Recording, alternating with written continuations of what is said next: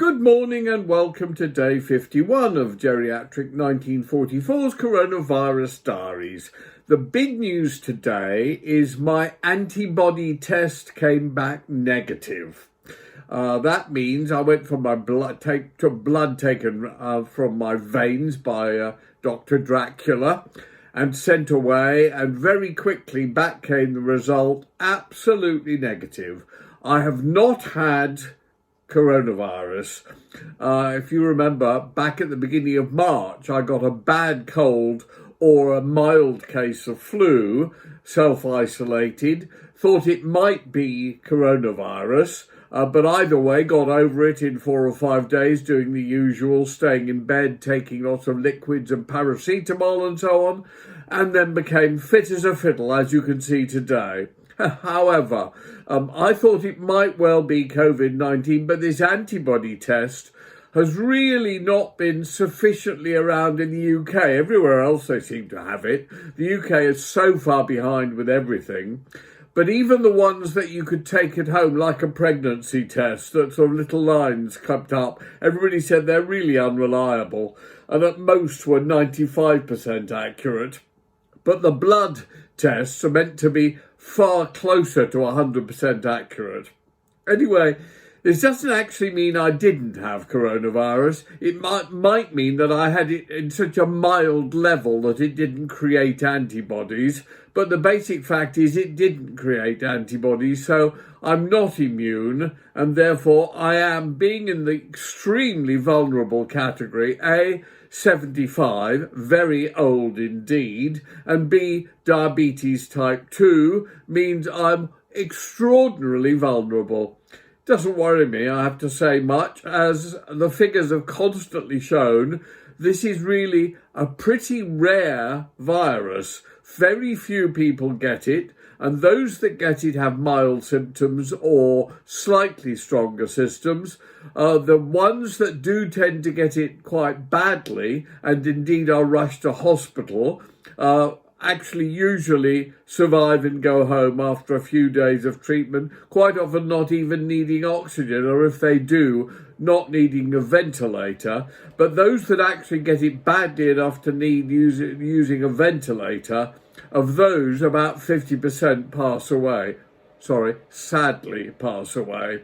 Must remember to say these things, Really, George Orwell, where are you when we need you? We need you to tell us about Newspeak and thought crime and all the other things you predicted so accurately. All you got wrong was the date. Wasn't 1984. It was this new decade, the 21st century. Anyway, that's the news. So I'm a bit disappointed by that, because I thought I'd now be immune. But as I can say, who cares? I don't think I'm going to get it anyway. If I do get it, I hope I only get it mildly, and my body is capable of dealing with it. And if it does actually end me up in hospital and I end up dead, who gives a fuck? I won't, because I'll be dead. Anyway, onwards and upwards, and back to music. And one of the things I was involved in that got a lot of attention was the Eurovision Song Contest. I took over the British end of that back in 1995 or so. And I was given the role of executive producer, and I had to find the entries. The first one I found was a song called Love City Groove, which I thought was terrific. And I was really pleased because it ended up in high in all the charts. I think it made number 7 on the top 10 in Britain.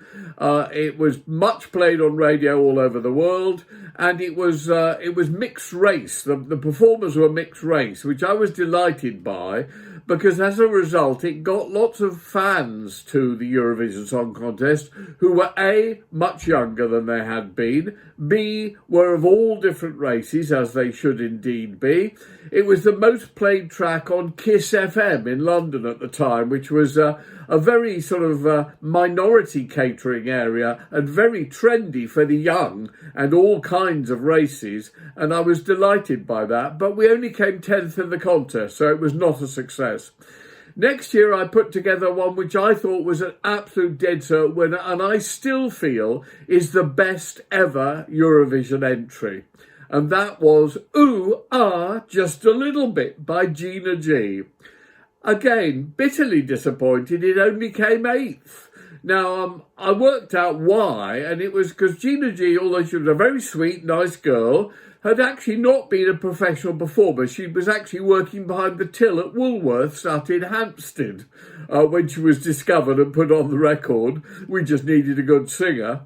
And she looked fine, except she wore this dreadful dress. I don't know why it had been designed, made of gold coins, which actually was not flattering. And she was not a really great visual television performer. She just sang the song. Anyway, at that point, when that failed, I resigned. I said, well, if I can't win Eurovision with what I think is the best entry we could ever have, I might as well give up. My friend Mike Lego, who was head of light entertainment at the time at the BBC, said, please, please, please stay on, because what you've done, JK, is by combining the music world and the television world, don't forget at that point I was quite a big name in TV as well as in music, you've managed to get some really great support and it's really worked well. Please give it just one more year. So I said, okay. Quite apart from anything else, I was on no money. My salary was tiny because the consideration was if I found the winner and the UK won, I'd get a massive, large sum of money. I think it was something like 10,000 quid at the time, which in these days is probably 20 or 30,000 quid. Anyway, so that was the arrangement. I said, okay, well, I'll give it a last shot. And tried for the last time. Found a really great performer, Katrina, who was the singer of Katrina and the Waves, a track which I supported years before called Walking on Sunshine, which is still one of the great summer records of all time. And they'd come up with this very, very good track called Love Shine a Light. And we put that in, and by George, we won, with the most points in ratio to countries entered there has ever been in Eurovision. And it was the winner and the last time the UK won the Eurovision Song Contest. Anyway, I did go on and I looked after it for a few more years. Then, of course, my life changed rather radically with the intervention of the delightful, lovely Surrey Police. Vomit, vomit. So times have changed, but I still watch Eurovision with interest and have a lot of friends who are connected to it. This year, of course, wrongly, they've cancelled it. It should still be running with just the videos being played and a total phone vote. But even so, they are going to be showing some of them, I think. And this Saturday, it's going to be a bit of a Eurovision night, although it won't be the same. But of course, it can't be the same under the current mad global situation. But I look back, one of the bands that I was involved with in the very early days was a group called Abba. They'd come to my publisher, dear Joe Roncaroni, and his partner in crime in publishing, John Spalding, and my lovely, beloved secretary and still close personal friend and business partner, Carol. And they'd said, look, we've got an entry going in for Eurovision for Sweden, we hope. Would you publish Abba, please? And so we said yes, and we formed a company called Boku, B-O-C-U, and published Abba from before Waterloo. And they put in Waterloo as the song, and sure enough, it won for Sweden. And as you know, the rest is history. Abba became huge. My job with the Abba thing was very simple. I used to listen to all the early demos and say which ones I thought would be the single releases, which nearly always they went with, because I had a reputation at the time of having very, very good ears. And a couple of them they didn't actually choose. In fact, the reason I stopped picking their thing was right near the end when I picked a song called Thank You for the Music. And they thought that that would imply they were giving up, which they didn't want to imply. So they didn't release it as a single, although funnily enough they did a few years later, and it actually didn't do very well on the charts, although it's one of their great songs. And that's when I stopped giving them advice, but by then they'd stopped having hits anyway. One of their early album tracks, I don't think it was ever a single for them actually, was, I thought, one of their great songs. As a result, my favourite Abba song, by the way, is The Winner Takes It All, which I think is brilliant. And I thought Meryl Streep did a fantastic job in the movie of that. But one of my great favourites, which actually was in, I think, Mamma Mia Part 2, I remember hearing it there, was an obscure album track called My Love, My Life. And I did actually do a version of that at the time, which I'm very proud of. I think it works terrifically. So, ladies and gentlemen, see you tomorrow, and I leave you with Jonathan King singing My Love, My Life.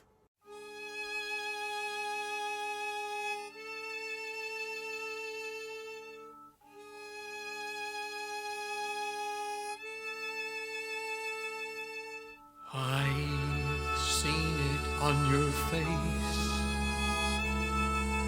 tells me more than any worn-out old phrase. So now we'll go separate ways. Never again, we two. Never again, nothing I can do. Like an image passing by, my love, my life, in the mirror of your eyes. My love, my life, I can see it all so clearly. Answer me sincerely. Was it a dream, a lie, like reflections of your mind? My love, my life, are the words you try to find. My love, my life, but I know I don't possess you. So go away, God bless you.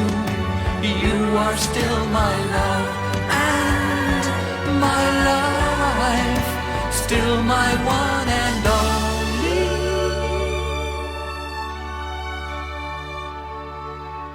I watched you look away. Tell me, is it really so hard to say, oh, this has been my longest day? Sitting here close to you, knowing that maybe tonight we're through.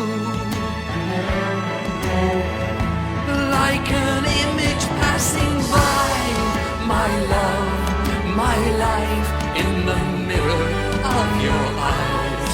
My love, my life, I can see it all so clearly. Answer me sincerely.